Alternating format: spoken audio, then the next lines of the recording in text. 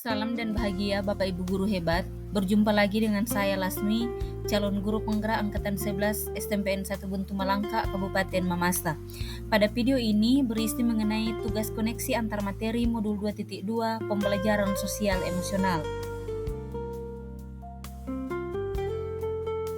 Tugas ini didahului oleh dua pertanyaan pemantik. Pertama, apa kesimpulan tentang perubahan pengetahuan, keterampilan, sikap sebagai pemimpin pembelajaran setelah mempelajari pembelajaran sosial dan emosional? Yang kedua, apa kaitan pembelajaran sosial dan emosional yang telah Anda pelajari dengan modul-modul sebelumnya? Saya akan menjawab pertanyaan pemantik yang pertama mengenai apa kesimpulan tentang perubahan pengetahuan, keterampilan, sikap sebagai pemimpin pembelajaran setelah mempelajari pembelajaran sosial dan emosional. Guru sebagai pemimpin pembelajaran berarti menjadi pemimpin yang menaruh perhatian penuh secara sengaja pada komponen pembelajaran seperti kurikulum, yang dalam hal ini intra, ekstra, dan co-kurikuler, proses belajar mengajar, refleksi dan asesmen yang otentik dan efektif, pengembangan guru, pemberdayaan dan pelibatan komunitas yang kesemuanya mendorong terwujudnya well-being dalam ekosistem pendidikan di sekolah. Yang dimaksud dengan well-being di sini adalah semua yang terkait dengan kondisi yang berpihak pada murid. Namun sebelum dapat mewujudkan well-being melalui penerapan pembelajaran emosional untuk meningkatkan kompetensi sosial emosional, guru perlu terlebih dahulu belajar memahami, mengelola, dan menerapkan pembelajaran sosial emosional dalam dirinya agar mampu menjalankan filosofi Among Ki Hajar Dewantara, yakni Ingarso Sung Tulada, yang itu menjadi teladan, memimpin, contoh kebajikan, patut ditiru atau baik untuk dicontoh oleh orang lain, perbuatan, kelakuan, sifat, dan lainnya. Ingma dia mengkarsa, artinya memberdayakan, menyemangati, membuat orang lain memiliki kekuatan, kemampuan, tenaga, akal, cara, dan sebagainya demi memperbaiki kualitas diri mereka, serta tuturi handayani yang artinya mempengaruhi, memelihara, dan memprovokasi kebajikan serta kualitas positif lain agar orang lain bertumbuh dan maju. Jadi guru sebagai pemimpin pembelajaran harus mampu menerapkan pembelajaran sosial emosional untuk menguatkan kelima kompetensi sosial emosional dalam dirinya agar proses pembelajaran yang dilaksanakan senantiasa berorientasi pada murid sehingga tercipta lingkungan sekolah yang aman, nyaman, dan kondusif dan menciptakan perubahan positif pada murid baik secara pengetahuan, keterampilan, dan sikap untuk mewujudkan murid dengan sesuai dengan profil pelajar Pancasila. Pertanyaan pemantik yang kedua, apa kaitan pembelajaran sosial dan emosional yang telah Anda pelajari dengan modul-modul sebelumnya? Pada modul 1.1 mengenai filosofis pendidikan Ki Hajar Dewantara, menekankan pada pendidikan yang berpihak pada murid dan menuntun segala kodrat pada anak-anak agar mereka dapat mencapai keselamatan dan kebahagiaan yang setinggi-tingginya baik sebagai manusia ataupun sebagai anggota masyarakat.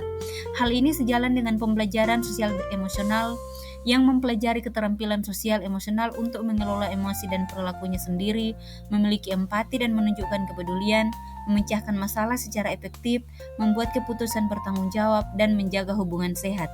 Artinya dalam pembelajaran sosial emosional, murid mempelajari keterampilan untuk berhasil dalam setiap aspek sekolah dan sisa hidup mereka untuk mencapai keselamatan dan kebahagiaan yang setinggi-tingginya. Dalam modul 1.2 nilai dan peran guru penggerak mempelajari bahwa dalam membawakan perubahan, Bapak Ibu guru diharapkan dapat beranjak dari keadaan diri yang kurang berkesadaran menuju ke diri yang berkesadaran penuh. Kesadaran penuh bersama 5 keterampilan sosial emosional, yakni kesadaran diri, pengelolaan diri, kesadaran sosial, keterampilan berrelasi, dan pengambilan keputusan yang bertanggung jawab dan beretika, yang memungkinkan bertumbuhnya pola pikir dan nilai-nilai yang dalam hal ini nilai berpihak pada murid, reflektif, mandiri, kolaboratif, dan inovatif yang diharapkan menumbuh pada guru penggerak. Lalu masih dalam modul 1.2 juga mempelajari bahwa di masa mendatang, guru penggerak diharapkan dapat memainkan peran-peran memimpin perubahan dalam ekosistem pendidikannya masing-masing. Kepemimpinan seorang guru tentunya akan lebih maksimal jika memiliki keterampilan ataupun kompetensi yang sesuai dengan tujuan pendidikan yang diharapkan.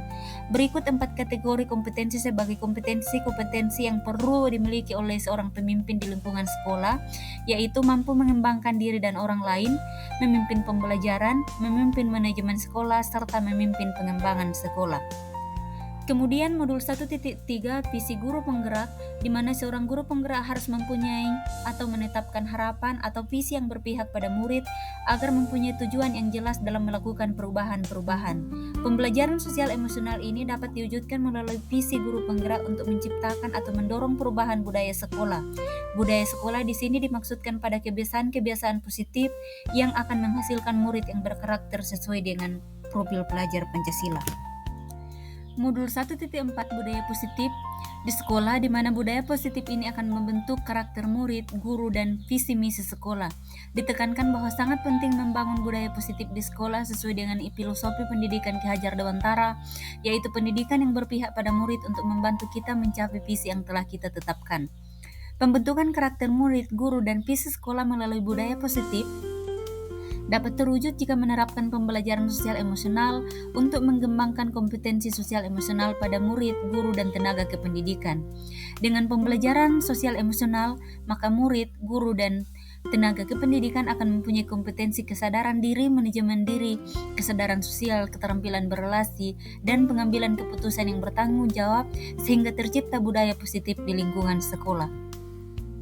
Modul 2.1 pembelajaran untuk memenuhi kebutuhan belajar murid yang menekankan praktik pembelajaran berdiferensiasi dilakukan agar semua kebutuhan belajar murid dapat terfasilitasi dengan baik sehingga proses pembelajaran senantiasa berpihak pada murid.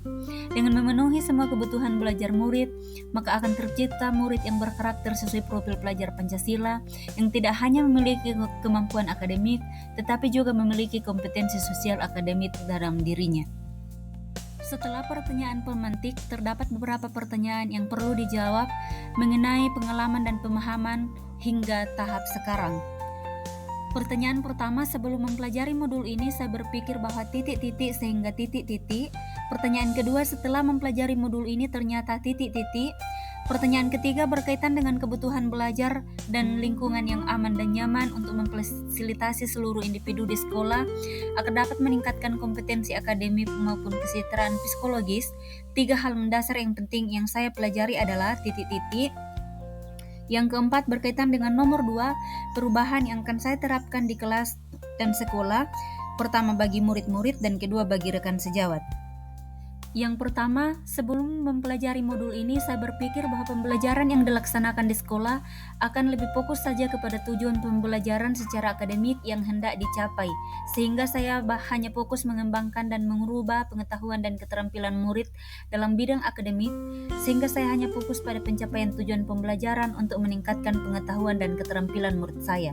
Setelah mempelajari modul ini, ternyata salah satu tanggung jawab guru adalah menguatkan atau mengembangkan karakter psikologis anak agar memiliki kelima kompetensi sosial emosional, yakni kesadaran diri, manajemen diri, kesadaran sosial, keterampilan berrelasi, dan pengambilan keputusan yang bertanggung jawab.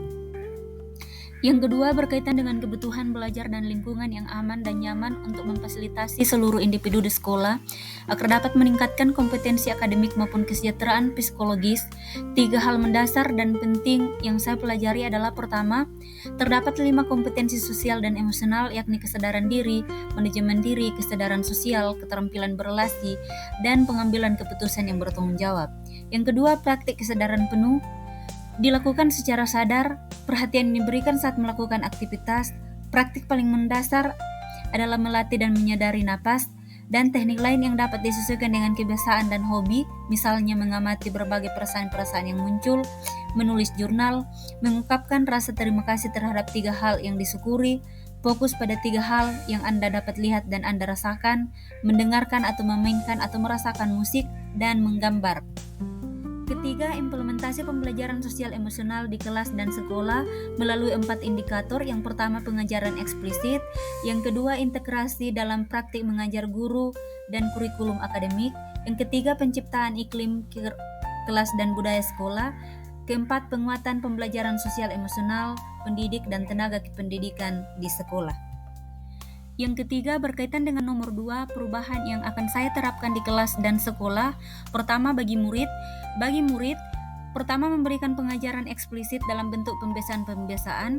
Kedua, integrasi dalam praktik mengajar guru dan kurikulum akademik melalui kegiatan seperti memberikan kesempatan kepada murid untuk berbicara, mendengarkan aktif, berinteraksi, berdiskusi, refleksi dan penilaian diri, memberikan apresiasi dan penguatan-penguatan.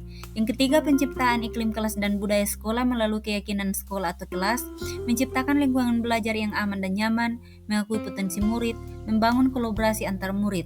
Kedua, bagi rekan sejawat, penguatan pembelajaran sosial emosional pendidik dan tenaga kependidikan di sekolah melalui pertama, memodelkan atau menjadi teladan, kedua, belajar, ketiga, berkolaborasi.